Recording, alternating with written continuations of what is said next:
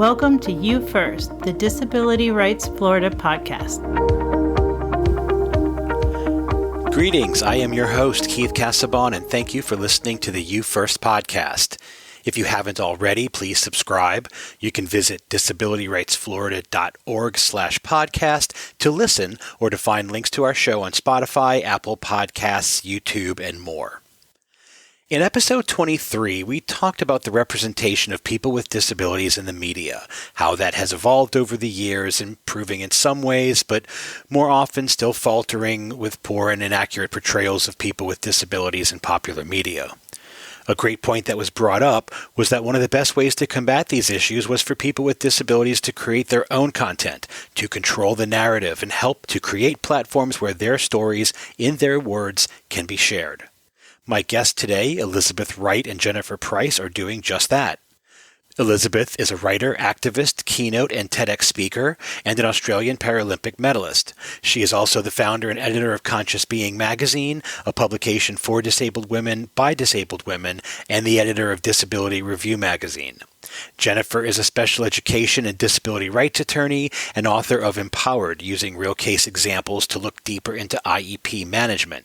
She is also the founder and CEO of Disability News Report, a TV streaming service that features content created by and for people with disabilities.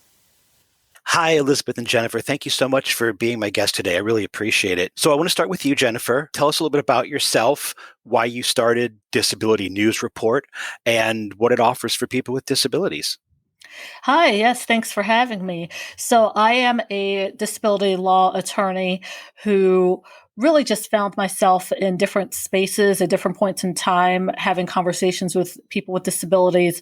And some of the frustrations or complaints that people would talk about concerned media representation. And I would see them maybe either in sort of town hall-ish type events where the media would be invited and no one would show, or even at conferences and events like that. And I think as a Black person, that really resonated with me because I understand the representation and authentic representation on top of that. And I saw this as an opportunity that should be addressed. I did some research and I realized that there is a wealth of content out there that's being created by people with disabilities, but for one reason or another, distribution just was not happening, or wasn't happening at the scale that maybe people would like for it to happen. So I really just saw this as a void and decided to address that need. That's great. Thanks. Liz, also, please introduce yourself. Tell us why you launched Conscious Being magazine and how it can benefit people with disabilities. Hi, thanks, Keith, for having me on the podcast again. I'm really excited to be here.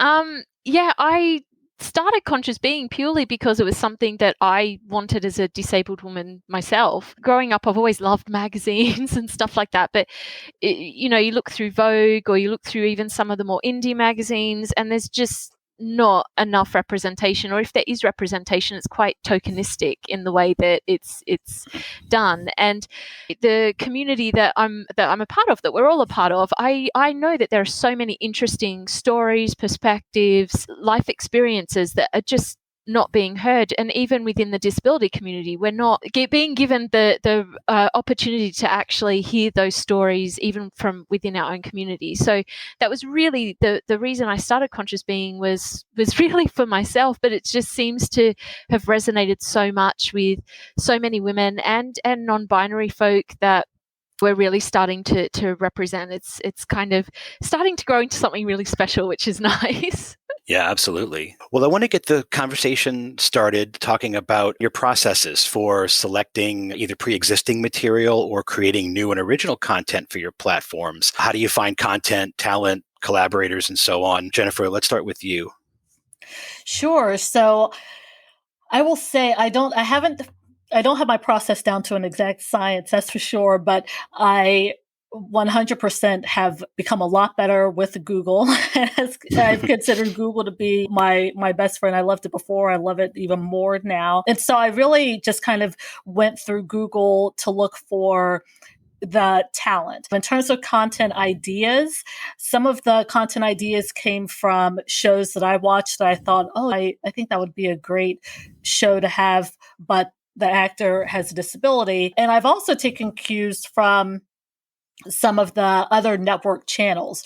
So I have done some research and subscribed to, say, Peacock, for instance, or Tubi TV, and I've looked to see some of the content that they're creating and where they're lacking and where content can be created, but insert a person with a disability as the actor in that role. So that's really where it's come from, either from watching content myself and seeing what I like, or seeing what's being offered on other network stations. That's where that need needs to be there. And then I will go to Google and see who's out there. And also I will say it's been incredibly nice just how helpful other people have been. So when I've reached out to someone, they've either agreed or said, I can't do it right now, I just have too much on my plate, but I can refer you to someone else. And so the referral process has been amazing, I will say, whether people can do it and then they say, and this person can do the editing or whatever, or someone cannot do it, but have referred me to someone who's able to. Liz, how about you? I think, obviously we've touched on Conscious Being that I edit, but I edit 2 other disability-led and focused magazines as well, Disability Review Magazine and Not Your Monolith. And certainly each magazine has its own framework, has its own focus and niche area. And it does mean that the way that I kind of find people, it can be very wide open and varied. I mean, quite often I do put call out for pictures, especially for Conscious Being and Not Your Monolith, specifically around certain themes that we might be exploring. So, for example, in the launch issue of Not Your Monolith, the theme is I Am. And for Conscious Being, this issue, which is a bit delayed, but hopefully by the time this podcast is out, issue 2 will be out, is around climate change and sustainability. So I'll put out specific pictures out on social media. Social media is my best friend when it comes to getting writers and stories, and I kind of use forms and that for people just to get some processes in place that I'm not being overwhelmed in my email box or anything like that. But sometimes stories can just come off the cuff and magically appear. And actually, even yesterday for Disability Review Magazine, I needed a particular story for a particular section of it. And I just put a random call out on Twitter in the hopes that someone might know someone with an interesting story. And off the back of that, I got a response from a woman whose husband is blind and he's a wood turner. And I was like, oh my God, that's brilliant. Like, let's go with that one. Right. It sounds really cool. So I think it's one of the things that I love about being an editor is just these amazing stories that you can just happen upon, and these amazing people with lived experience who I think are kind of bucking the stereotypes in a sense around what disability is. And if I can give them a voice through the publications that I edit, then yeah, I will do it as much as I can to my capability. Both of your answers between Google and social media gave me the impression that it's not so much that the content's not out there, it's that the platform to share the content isn't always there. And so it seems like you guys are finding a lot of great content and now giving it a place to actually be shown to other people or read by other people or so on. So that's really great. Yeah, and then Google can help you with the contact information. Yeah. It's true, Jennifer. Or even social media. I've definitely reached out through Instagram, especially. Like sliding into those DMs. Yeah. Yep, you're just like, hello there. Yeah. That's awesome. Tell us about your perception of disability in the media, which we just sort of touched on, but let's talk a little bit more about that. Where do you see it now, and where do you hope to see it go in the future? We'll start with you, Liz. Yeah, certainly. My impression is that the past few years things have been improving a little bit. I think off the back, we've just had the Paralympics, and obviously whenever the Paralympics are around, kind of disability gets a bit of a boost in the media. But again, that's only talking about a very specific experience or group of disabled people, because as I say to people, just as every non-disabled person doesn't want to be an Olympian, not every disabled person wants to be a Paralympian. So I think there have been improvements, but it's for me, it's certainly not fast enough or deep enough or richer enough in terms of its experience. You watch kind of TV shows, or you look through magazines or blogs or newspapers or listen to radio or stuff, and it's still, again, a lot of the time disability is connected to specific experience, such as wheelchair users or amputees or something like that. There's not that full, rich breadth of representation that I think is really needed, that would actually, through media, help to educate the non-disabled community around what disability is and how we actually engage with disabled people and the wider disabled community. So yeah, I think there's been improvements, but I think there's still a very long way to go. And this is why I really hope that kind of the work that Jennifer's doing, the work that I'm doing, will just help be part of that kind of pushing forward of that disability representation, and in the hopes that actually what Jennifer and I are doing and so many others are doing will become more mainstream and will become more just part of that. Non-disabled people will watch and read this content as well as disabled people. Yeah, no, I totally agree with Liz, and I really like that she brought up the lack of depth to some of what you see in the media. I mean, I think some of the problems definitely include the lack of depth, maybe sometimes the lack of stories, as I think Liz mentioned, the tokenistic aspect of some of the stories at times. So I think that it's changing. I know organizations here in the United States, such as Respectability, have become very, very fierce advocates in connecting with Hollywood to get better representation in the media and better authentic representation, especially. And I know last year, so I think the study came out in 2020, so it included research up until 2019. The Annenberg Initiative indicated that only like 2.3% of the speaking roles in the media are going to actors with disabilities. So I think that it's definitely changing with Netflix coming out with all these statements, Disney Plus coming out with all these statements. I know but I think it's going in that direction. However, the point was made about the lack of depth, and that's true. Everyone with a disability doesn't want to be a Paralympian, right? And then the Paralympics only highlight and showcase people with physical disabilities. So then what about people with intellectual disabilities? I know we have partnered, our network has partnered with the Special Olympics of Pennsylvania. We're out here in Pennsylvania to highlight some of those athletes as well. And then what's nice about the Special Olympics of Pennsylvania is that they also will do feature content on some of the athletes themselves. So then if people are really interested in how they're doing, what they're doing today, then they can sort of follow them through some of these interview style shows as well. And I think that's important to show people in all respects, as well as maybe cooking. So our network has a series called My Shaky Life, where someone with cerebral palsy is cooking. So you can find out how to make some spaghetti and meatballs, or he did one with vegan chili, but the chef has a disability. So I definitely think that that's what's lacking. I definitely think that's the direction it should go. And it actually makes me think of a conversation that I had with someone who stated that one thing that he gets tired of is when people want to cast someone with a disability, they also feel the need to cast someone who doesn't have a disability for fear that, using his words, it would be maybe too disabled of a cast or too disabled of a show. So maybe that's the direction we can go, where there's not this negative perception on an entire cast having a disability. It's just, this is the cast and this is who we choose to be. And if everyone has a disability, then that just is what it is. So Jennifer, I know that you've got a big project in the works. You've got your first film, I think, in post-production right now called The Anxiety of Laughing. Tell us a little bit about that, and when do you expect it to be released? Sure. So we are very excited about this one. This really just fell into my lap, and I said, yes, we would love to help produce and distribute it. So the film Anxiety of Laughing was written by someone, Andrew Justwig, who is actually a recent graduate of UC Riverside's media school. And he wrote it and just sort of had it, I guess, in his room sitting. And then I reached out to him for other content, and then he brought this up. And so we've decided to produce it. But it's about a couple. He's actually playing the role of the husband who has a disability. Andrew has cerebral palsy, and he's married to a woman who does not have a disability. And it goes through the dynamics behind that relationship, as well as dealing, using my word, with the mother/mother-in-law and all of her meddling and unsolicited advice and comments. And all of a sudden there is an unexpected event that happens in their marriage that really, I think, would require the audience to challenge and question, what does disability mean? What does it look like? Who really, and out of all these main characters, who really has a disability? Because it just might not be Andrew.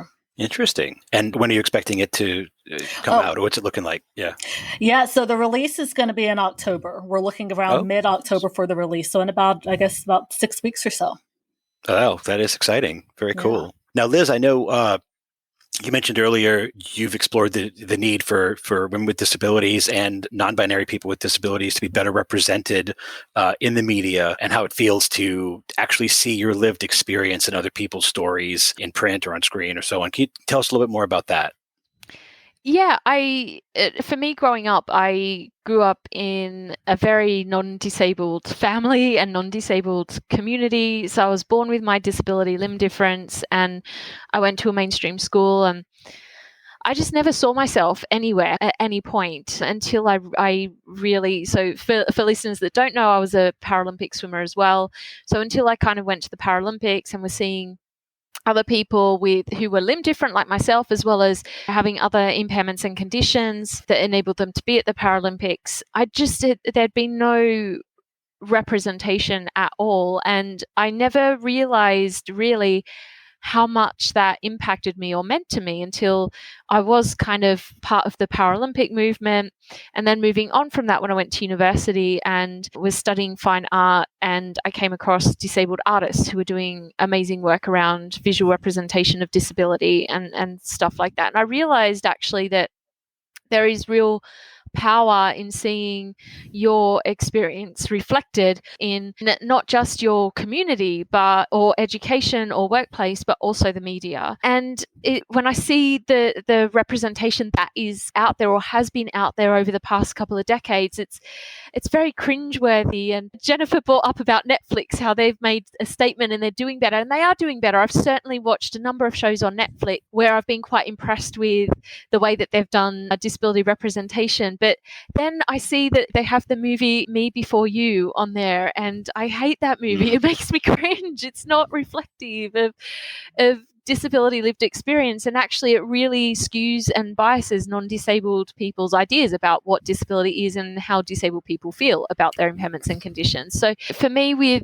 doing the magazines, the reason I really stepped into editing Disability Review magazine, which was the first magazine I started on, was because I really saw that as an opportunity to really amplify the voices of the network and community that I was a part of. And I knew of so many amazing activists, or I know of so many amazing activists and advocates and storytellers and just disabled people who are literally have a really interesting perspective on life that is just never heard. And so taking on board these stories and giving them a chance to be in one of the magazines that I edit, it means that I am seeing myself, but I know our readers are seeing themselves in it as well, and that is really empowering for them. I've had feedback in terms of conscious being. I've had feedback from some of our readers there was a woman in Australia called Hannah who she bought the first issue, and she messaged me and said, I've never had a publication before where I felt so seen and heard in every single page. And that made me quite emotional, because that is what I wanted for myself. That was what I was aiming for in myself. But I think being an editor, and I'm sure both of you know, when you're very busy and you're just trying to get the work done, you can kind of miss the emotional aspect of it that maybe if you were more separate from it, you'd be able to experience. But Hannah was having that emotional response that I so desperately wanted for this magazine, for Conscious Being. So to hear her say that, in my mind, that was, well, job done. It was my aim. It's still my aim with that magazine. And, I think issue 2 is even better. And I think we've got even more diverse representation. And especially in terms of the theme for Conscious Being, this issue, which is sustainability and climate change. It's such an important, crucially important part of this world that we have to focus on right now.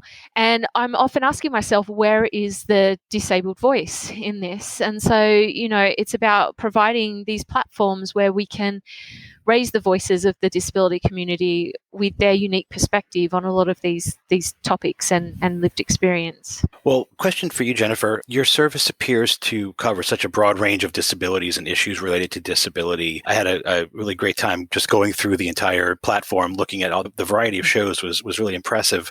But I imagine there was also a number of challenges along the way to get to that point, and maybe even things you wish you could have included, but weren't able to. So tell us a little bit about the challenges to build this broad network of content. Well, so I think initially when I think about that question, one of the challenges that I can think of is defining the word disability, and then also whether I want to allow other people to define it. So when I say that, I mean, when I hear the word disability, I include all disabilities. It doesn't matter really what it is. Everyone has a story and everyone should be able to tell their story. But I know when I've talked to other people, like maybe my husband or whatever, people that are close to me, they may want to limit the definition on the theory that, well, it may be too broad or whatever. So I think those have been some of the challenges, just kind of being okay, especially in the beginning when I'm really just trying to feel everything out and feel out where the viewers are and what they like and don't like or are taking to, just using a broader definition of disability, which really encompasses everyone, and meaning mental health disability, physical disability, intellectual. It really doesn't, there's really no limit on it because, like I said, in my opinion, everyone has a story and should have their story out there and should be seen. So that was one of the challenges, and I've gone with the broad definition for now because I don't see anything wrong with it. If you can have 1,000 movies, then what difference does it make? And then I know another challenge was also came up with the audio descriptions. So we are going to be redoing the website, and part of the redo is to include audio descriptions, because once I watched a movie myself, I have to admit I was pretty ignorant on this topic of audio descriptions until I actually watched a movie and had a really much better appreciation for just how much it can change the context and viewing experience for someone who uses audio descriptions. So that was another challenge that I came up on, not initially having the audio descriptions. So then making sure going forward to include audio descriptions for the content that's out there. And was there any content that you've or topic area that you really wanted to have represented on the channel, but you weren't able to do so? There's nothing that I am not able to do so. However, I am interested in making sure to include voices. I want to address the topic of the intersection of sex and disability, because that topic I feel like doesn't get discussed, or if it does get discussed, it's in this sort of demeaning way or whatever. So I definitely want to address that topic. And so that I would say that subject might be a subject that I'm having a little bit harder time. And also I do want to make sure that there's representation of people with disabilities who might be non-binary, members of the LGBTQ plus community. Those are stories that I am definitely looking to address, and I'm making sure that I am fully inclusive in that aspect as well. Liz, challenges you faced? Definitely around accessibility. I mean, on across all of the publications that I edit, it's been a very steep learning curve, because I might have an impairment myself, I might identify as disabled myself, but case in point, in the name of Not Your Monolith, I'm not a monolith of disability. I don't understand necessarily the access needs of someone with a visual impairment or hearing impairment or neurological condition or anything like that. So I've had to go on a really, really fast and steep learning curve, and I'm not afraid to say I've gotten it wrong, and I've had to apologize to people before and work even better and educate myself even more, because I am very passionate about inclusion, and I want to make all of these publications as inclusive as possible. So it's not even just thinking necessarily about, is this publication accessible by a screen reader? Have we provided a plain text document version of the publication? It's also thinking about colors. So for someone who may be dyslexic, are we using colors that it's not going to affect them? Maybe someone with epilepsy, maybe if there's some kind of, especially with the digital magazines, if we're using some kind of video or movement or something, whether in our social media or in the actual magazine, it's being aware of, is that going to negatively impact someone who has epilepsy? And it's very much an ongoing learning process, and one that I really am enjoying going on because it's expanding and broadening my knowledge. But, sometimes you do worry and you panic, like, have I done this right?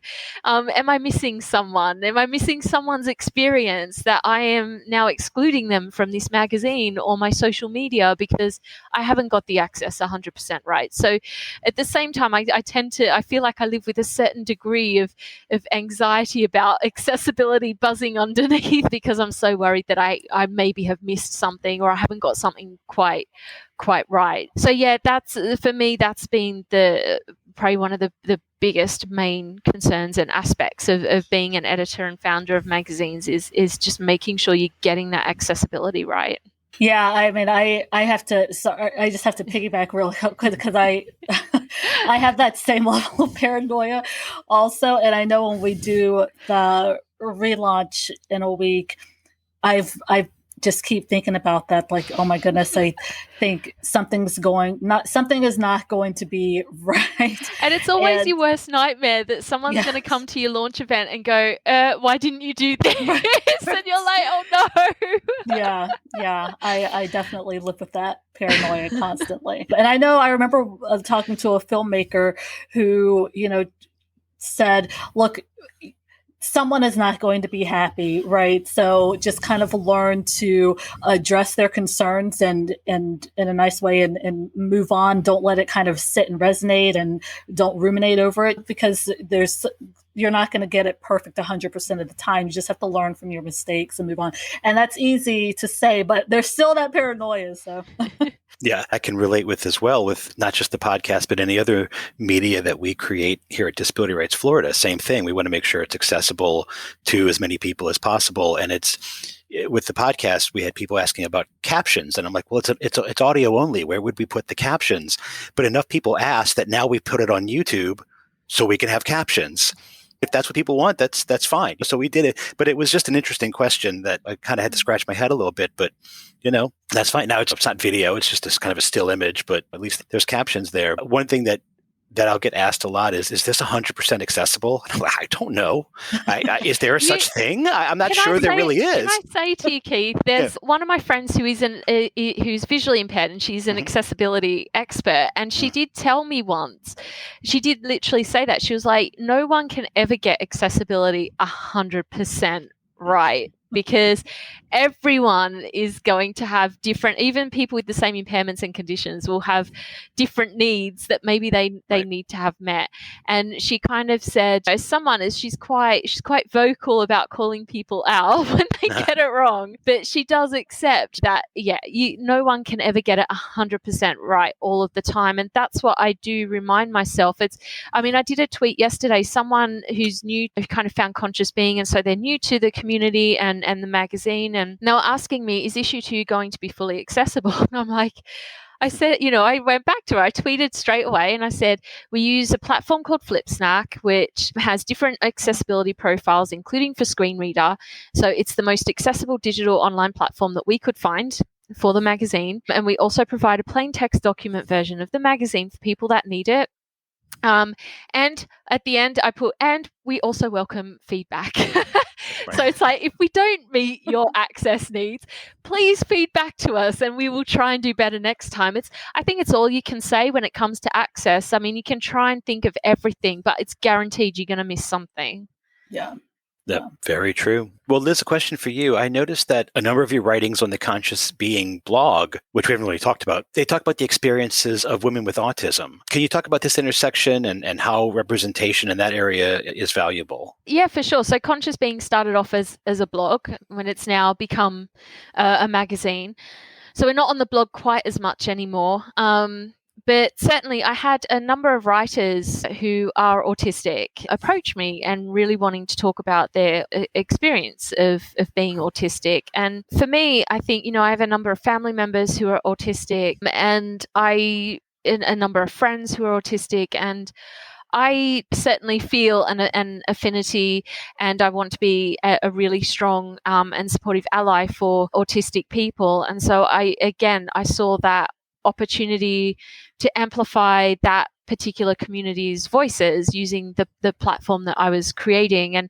And one of my regular writers, Lydia, she comes up with just brilliant ideas and really, in a way, it's through her writing, it's about not just educating other people who are reading her work, but it's educating me as well on how I can be a better ally and understand autism a lot better, certainly. And I just think, in light of especially the past year where we've had not the best representation in terms of movies, and here I'm thinking of The Witches with Anne Hathaway, where she portrayed the Grand High Witch. That's right, isn't it? Yeah. And they made her up to look like she had limb difference. That really upset me and hurt me. And really, I'm connected to a few limb different charities where they kind of support a lot of children with limb difference. And I was seeing children who were in tears over this movie, and it just broke my heart. I thought, this is not the representation that we need. And then literally weeks after that, Sia released her movie Music, which again was really horrific and not great representation of autism. And even though they're completely different conditions and impairments, and I can never say that I know what life is like for an autistic person, same as they can't say they know exactly what life is like for someone like me with limb difference, but I could understand their pain because I'd literally just been through it with the Witches movie. So for me, it's very important that I can support the autistic community in getting the stories out about their lived experience, especially for autistic women. A lot of the time, autistic women get very late diagnoses because they learn as they're growing up how to mask perhaps their mannerisms, their thought processes, their behaviors. So they learn how to mask that. And so they don't necessarily have the profile or representation that autistic men have, even though I'm not saying that any autistic representation is absolutely fantastic, but certainly for autistic women, I think it's a lot more difficult to get that authentic representation out there. So yeah, certainly as Conscious Being, I mean, we very much stand for intersection across race, across gender, across sexuality, across disability. But yeah, I certainly feel like it was really important, especially in the past 6 to 12 months, that I really amplify voices of autistic women. Yeah, and I think it's really important. I mean, I know I mentioned at the beginning that I was a disability law attorney, but I spent the bulk of my career as a disability lawyer representing kids with disabilities, handling special education matters when they're having issues with the school district complying with their IEP. And so I've gone to a number of different CLE, legal education credit type conferences and things like that, and have learned that there is such a big difference in girls with autism versus boys with autism because of the masking component that Liz talked about. And so the representation is very important. I mean, I interviewed on the network someone who was Black and autistic about her experience, and I thought it was very interesting. I thought the interview was just fantastic. She co-authored a book with two other women, someone who's Asian, someone who's Latina, I believe. But the book itself is just written by all women, all with autism, talking about their lived experiences through different short stories. And just over the weekend, a Black woman, watched the interview on YouTube, because that part of the channel is on YouTube also, and asked me about the book because she said she finally saw herself in someone who had the experience. She was late diagnosed with autism at the age of 25, and she had never met a Black woman before who had autism, and at least wanted the book to be able to read other stories. So, yeah, I mean, I think sometimes people forget or underestimate the significance behind media representation and how it can validate who you are or sometimes invalidate who you are. So to try to get it right as much as you can is just so important. Well, you mentioned your interview show, and that was one of the shows on Disability News Report that first caught my eye, and I went through a bunch of them. You certainly interview a very wide range of individuals, and I mean things that I never would have thought about, like augmented reality or virtual reality, and the challenges that someone with a disability has. Like it never would have occurred to me. So there was some really interesting stuff there. Is that sort of how the channel got started, in a sense, was with those interviews? I just, the Disability News Report kind of sounds like that's maybe what it began as, and then sort of grew from that. Yeah, exactly. Yeah. So it started out with the interviews because I want to offer a platform where people could tell their stories. And I have always just enjoyed talking to people and learning of their stories. Yep. So yeah, I started out with the interviews, and once I started with different topic ideas and themes, so to speak, then I would search for people to see who was open and willing to talk about it. And so I would interview either people with a disability or people like with the virtual reality segment that you talked about who offer a product, because the virtual reality, I'm not a gamer at all. So I definitely was just totally out of the loop on anything gaming. So definitely had no idea about virtual reality, but I just thought it was pretty awesome that he had come up with something to allow people with disabilities to still engage in the same way as non-disabled people. But yeah, that's how it got started. So those interviews are still on YouTube, and I waffle back and forth on doing another one, because when I first started another season, I thought, okay, this is what I'm going to do. And then maybe in season 2, I'll do this. And then it grew into having a channel where I'm just more on the back end, giving the platform to everyone else. So I haven't circled back to the interviews, but I enjoyed them. And sometimes people through Instagram will say, hey, you should do a topic on this and do a topic on that. So I still think that there will be more content regarding that, because I have it in me and I have such an interest in it.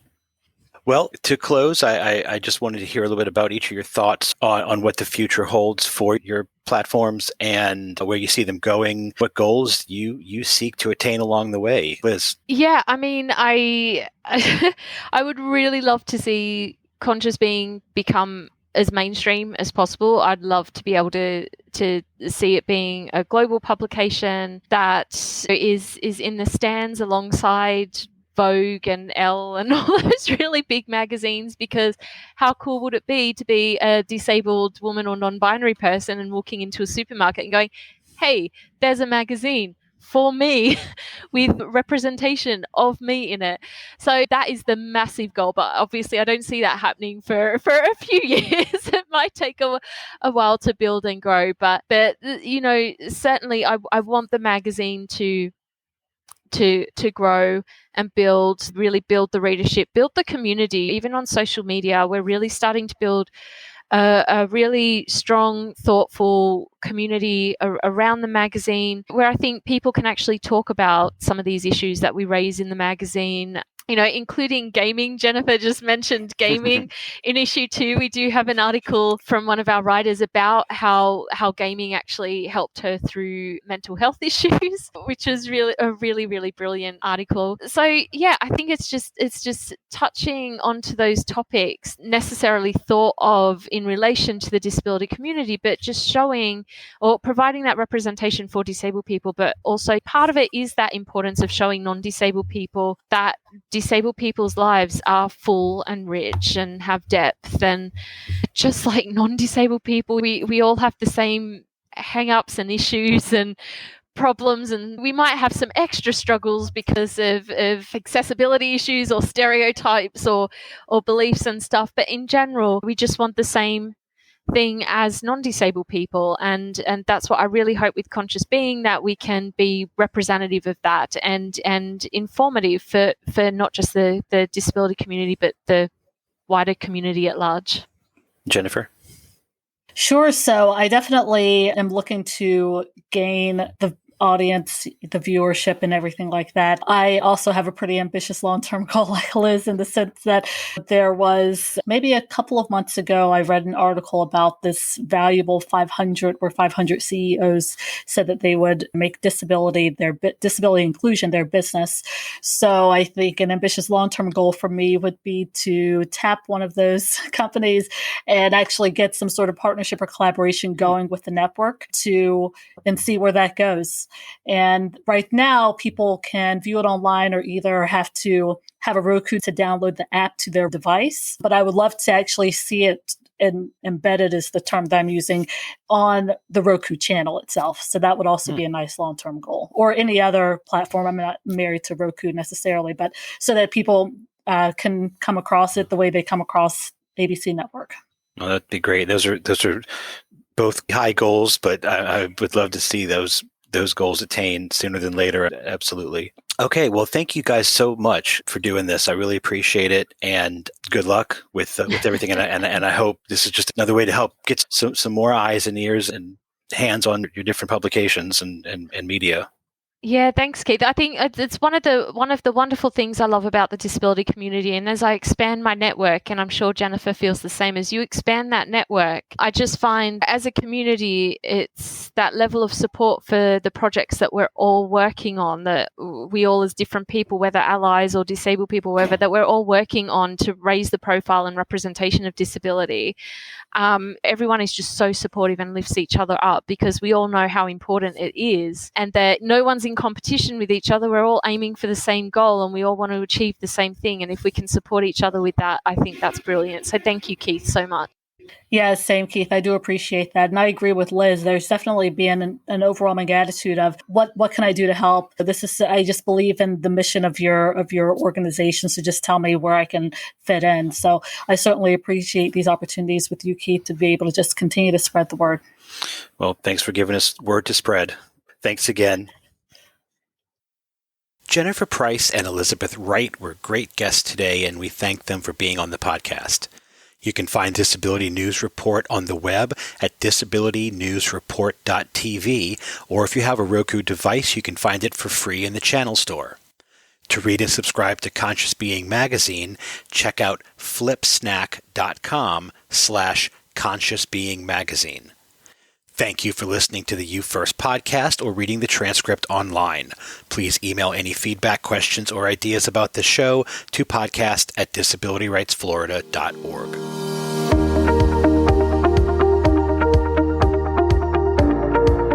The You First podcast is produced by Disability Rights Florida, a not-for-profit corporation working to protect and advance the rights of Floridians with disabilities through advocacy and education.